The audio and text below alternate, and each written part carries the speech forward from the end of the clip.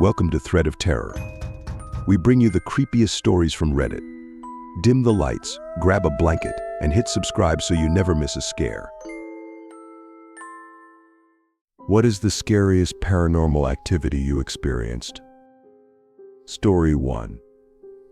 Waiting for me downstairs. This is a story I do not often tell. I promise sincerely that this experience has stayed with me for life. Although I have looked into psychological explanations for what I heard and natural explanations for what occurred, none of them have been satisfactory. When I was a child, I was afraid of the dark. I would tell my mother that I heard voices in it. They were not necessarily threatening, but they were unfamiliar, and that frightened me.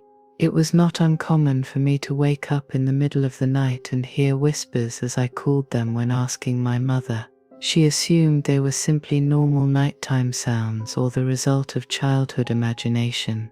I tried often to explain to her that it was more than that these whispers were distinct, like different people speaking. Some nights I would get so frightened by these whispers that I would sleep in my mother's bed with her.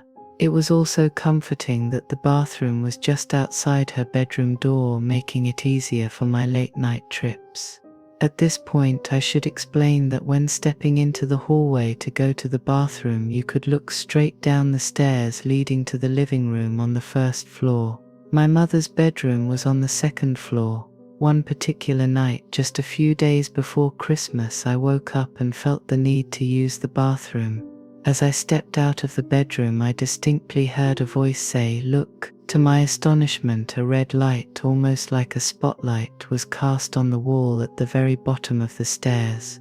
There was no visible source for the light. It simply appeared on its own. I stood there completely transfixed.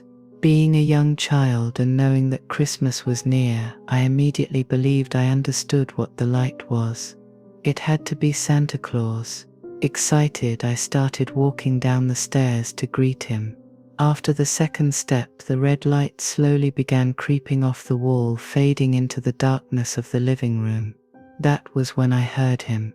A deep, commanding voice, different from the first one. It was nothing like my father's voice. It spoke clearly and firmly. "Stop, right now. Go back up those stairs." I froze. Then, without hesitation, I turned around and hurried back up. Just as I reached the top of the stairs, a loud crash echoed from below, sending me sprinting back to my mother's bed. I dove under the covers and stayed there for the rest of the night, too afraid to move. The next morning, we discovered something unsettling. The poinsettia lights, small glowing red Christmas flower lights that my mother had wrapped along the staircase railing, had been pulled down to the bottom of the stairs. Some of them were broken, as if they had been forcefully torn off, and they lay in a single pile on the floor.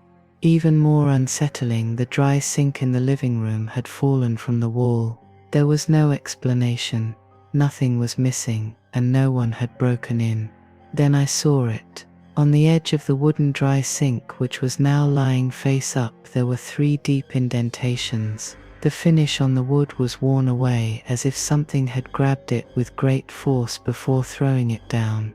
From that night forward, I never heard the whispers again, but in some ways I wish I could have thanked whoever or whatever warned me. I am 20 years old now, and I am still afraid of the dark, especially shadowy stairwells. Story 2.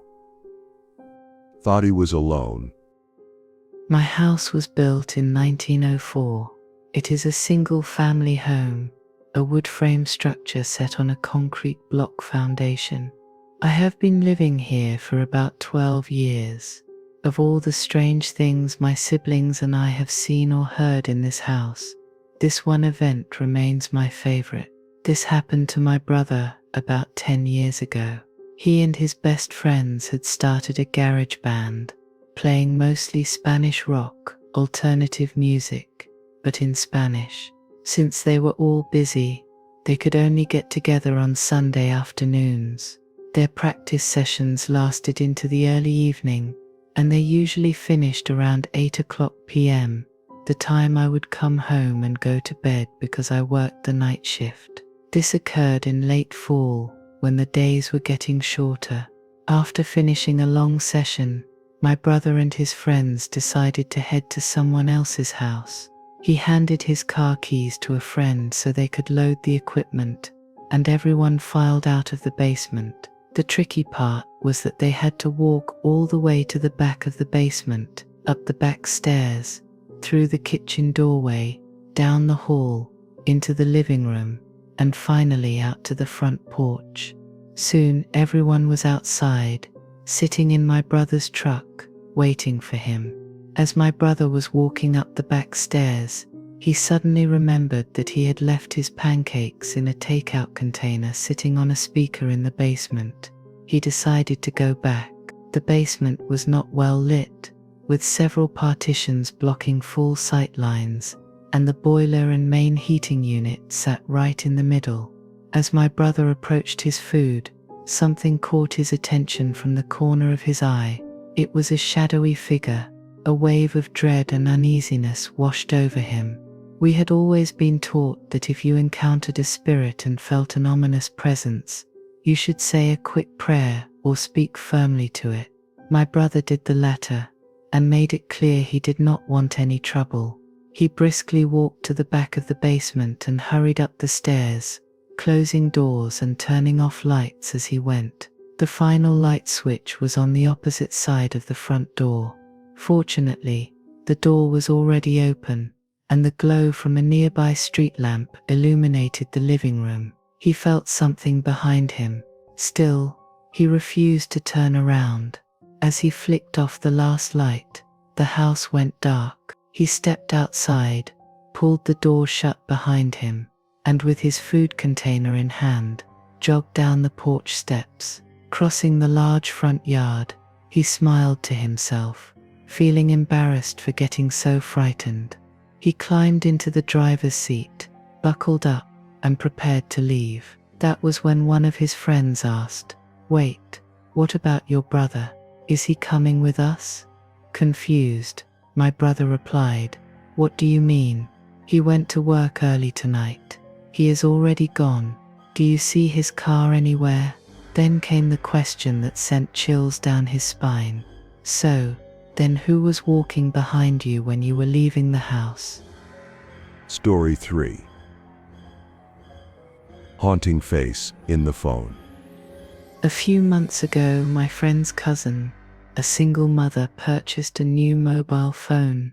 After a long and exhausting day at work, she returned home, placed her phone on the kitchen counter, and sat down to watch television. Her young son soon approached her, asking if he could play with her new phone. She hesitated but eventually allowed him, reminding him not to call anyone or send messages. He eagerly agreed and ran off with the device. Hours passed, and at around 11:20 p.m., sleep began to weigh on her. Deciding it was time for bed, she went to check on her son. She walked into his room, only to find his bed empty. Slightly concerned, she hurried to her own bedroom. There, she found him sound asleep on her bed, clutching the phone tightly in his small hands. Relieved, she carefully took the phone from his grasp. Scrolling through it, she noticed only minor changes. He had set a new wallpaper, adjusted a few settings, and changed a banner. Smiling, she proceeded to delete the numerous pictures he had taken, most of them blurry shots of the ceiling, his feet, and random objects around the room. But then, she came across one final photo. At first, she thought it was just another one of his random pictures until she looked closer. It was an image of her son, peacefully asleep on the bed. But the perspective was all wrong.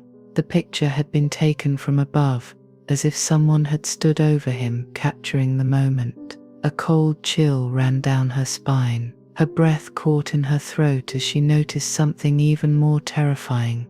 The image was not just of her son. On the left side of the frame, partially shrouded in darkness, was the faint but unmistakable reflection of an elderly woman's face. Her eyes were hollow, her expression blank. She was watching. The mother's hands trembled. The only entrance to her room had been shut. No one else was home. So then, who took the picture? Story 4. Ghost of the Hurricane Shelter. During Hurricane Gustav in 2008, I evacuated to a church in Baton Rouge with my friend and his family. The church was also sheltering an entire nursing home's worth of elderly people, making the atmosphere feel unsettling. My friend, his family, and I shared a single room, trying to ride out the storm. The church had one large bathroom similar to those in elementary schools, with multiple stalls and a trough urinal. Late one night, as the hurricane raged outside, my friend and I decided to make a trip to the bathroom. By then, the power had gone out, leaving the entire building in darkness. The air was thick and musty, as if the church itself had been holding its breath. Outside, the world was eerily silent, void of any signs of life. The bathroom was several halls away, so we grabbed our flashlights and set off. The long corridors stretched endlessly in the dim glow of our lights. As we turned a corner, we aimed our flashlights ahead and froze. At the end of the hallway sat an old man in a wheelchair. He was completely still, positioned in the center of the corridor, as if waiting for something. The darkness obscured his features, but his presence sent a wave of unease through us. My friend and I turned to each other, our hearts pounding. When we looked back, he was gone. No sound, no movement, just an empty hallway where he had been sitting only seconds before. A suffocating dread filled the air. Without a word, we spun around and sprinted back to our room, locking the door behind us. Neither of us spoke about what we had seen that night, but deep down, we knew whoever or whatever we saw had never truly left. Story 5. Road that led us into a graveyard.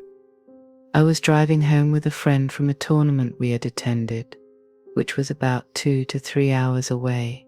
The entire weekend had been filled with relentless rain and violent storms. Many roads were completely flooded, and in some areas entire bridges and side roads had been washed away.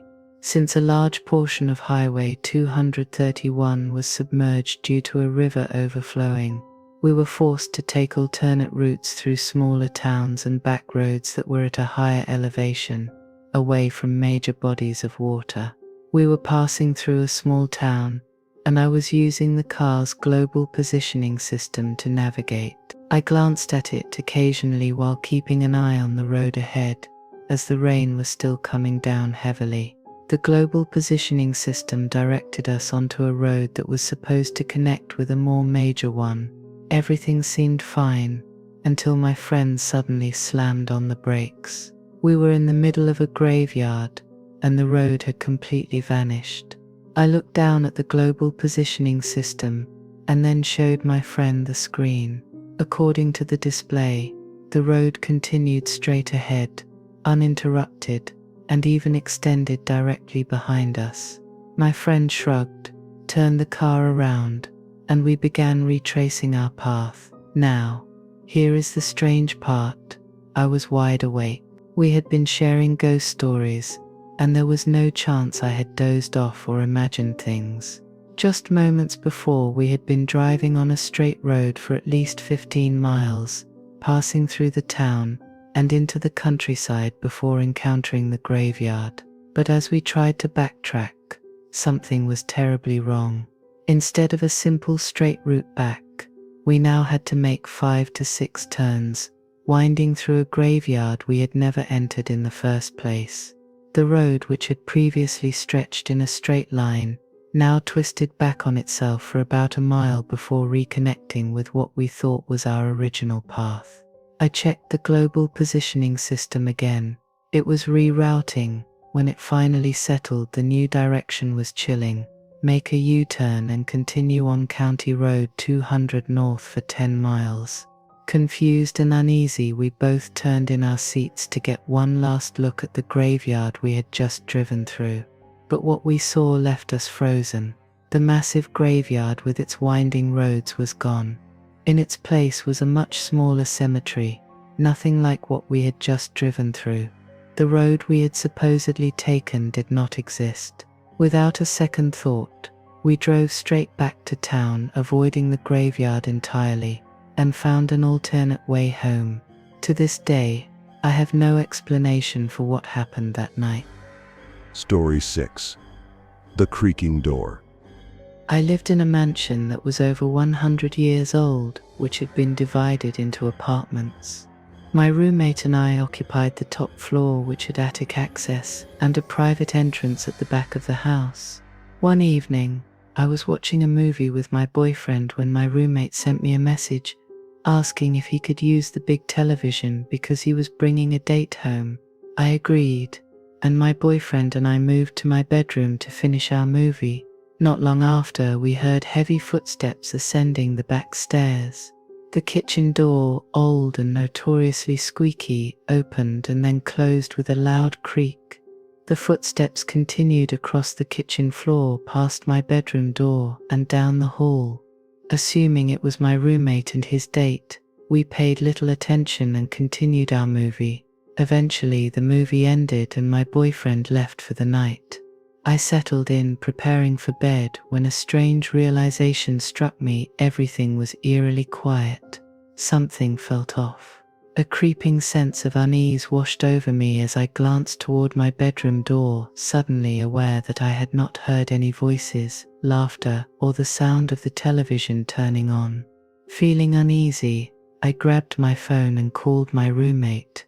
When he answered, his voice was casual, completely unaware of my growing fear. "Hey, are you home?"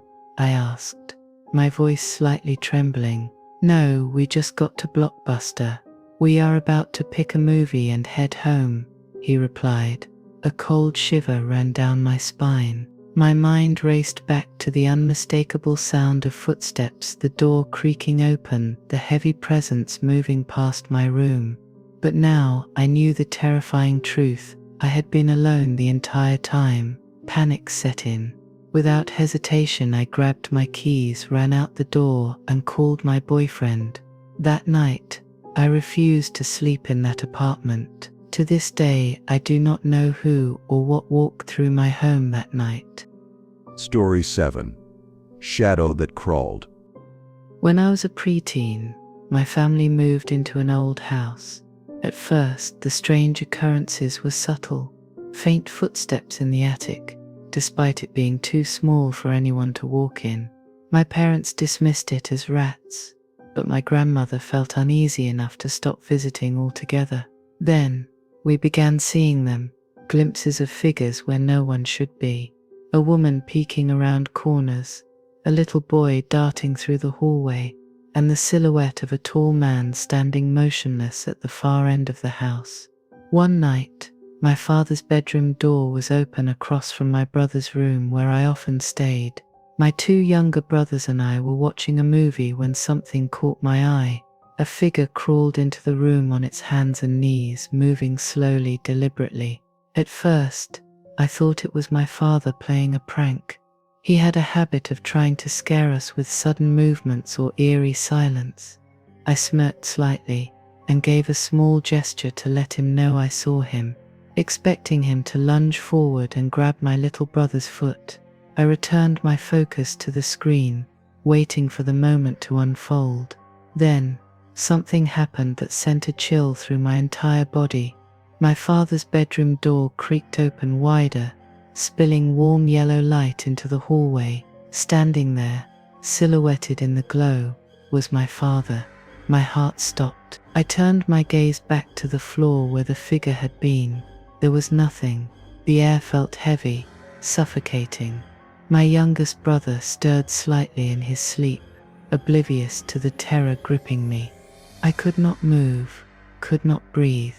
My father glanced over and asked why I looked so pale. I had no answer. That night, I barely slept, staring at the dark corners of the room, wondering what had been watching us, crawling toward us. Story 8. Something was watching us. My sister used to tell me strange things about the apartment she rented years ago. Unexplained noises, objects moving on their own, and an eerie presence that made her uneasy. I listened, but I had never witnessed anything myself until one night when everything changed. We were sitting in the living room, watching television, when I got up to grab a drink from the kitchen.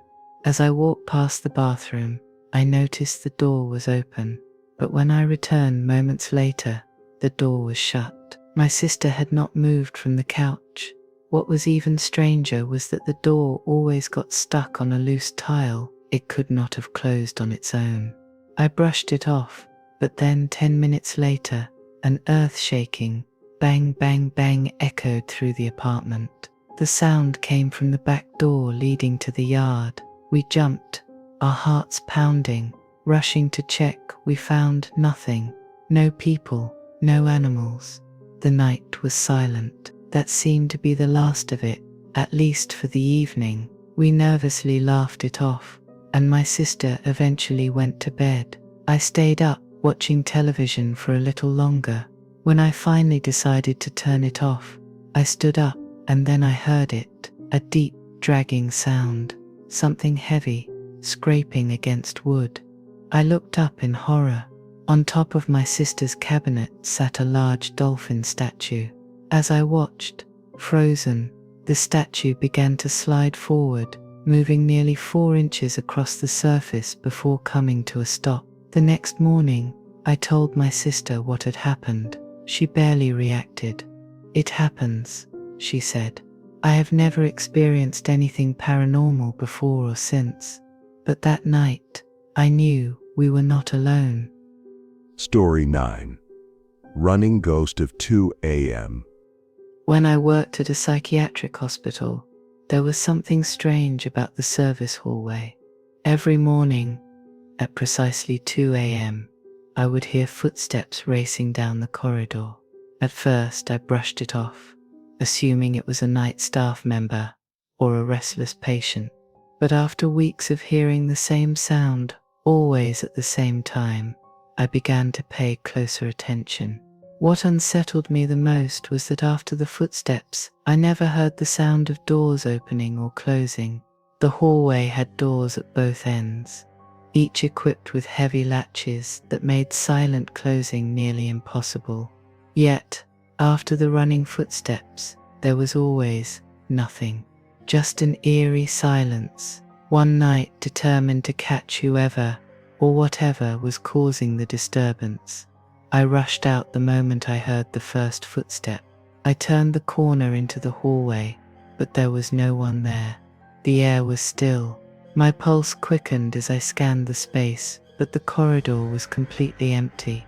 The hospital had fisheye mirrors installed in the corners, allowing us to see around bends and spot anyone lurking unseen.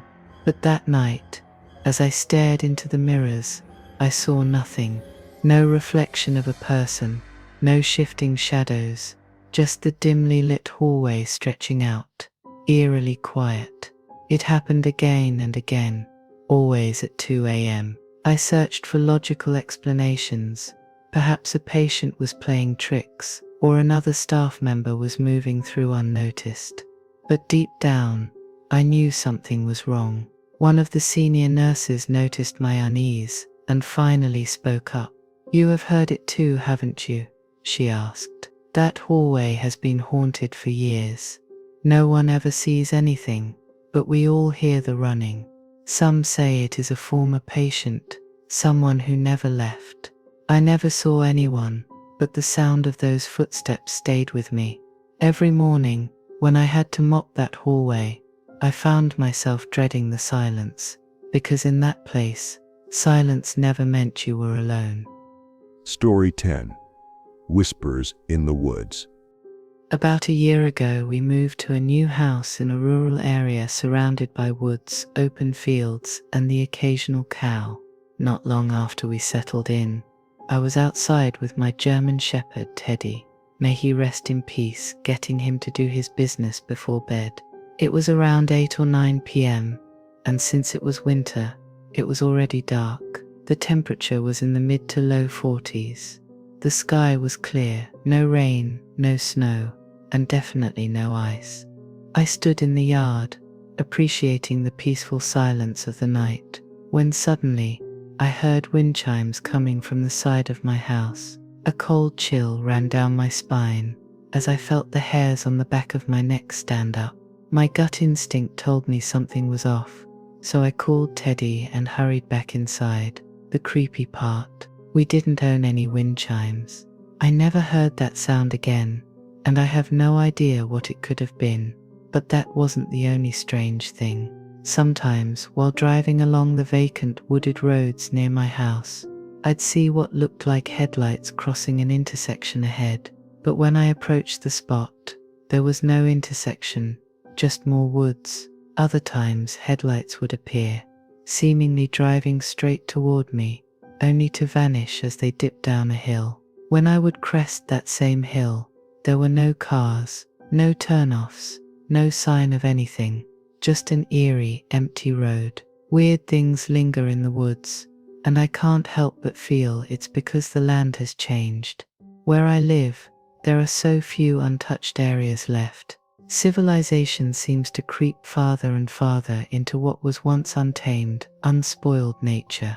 Perhaps things that used to roam freely, things that were once spread across the land, still call it home. And sometimes they still reach out from the darkness. Thanks for joining us on this terrifying adventure. If tonight's story gave you chills, let us know in the comments below and share your own scary experiences too. Don't forget to leave a like if you want more nightmares and subscribe if you haven't already.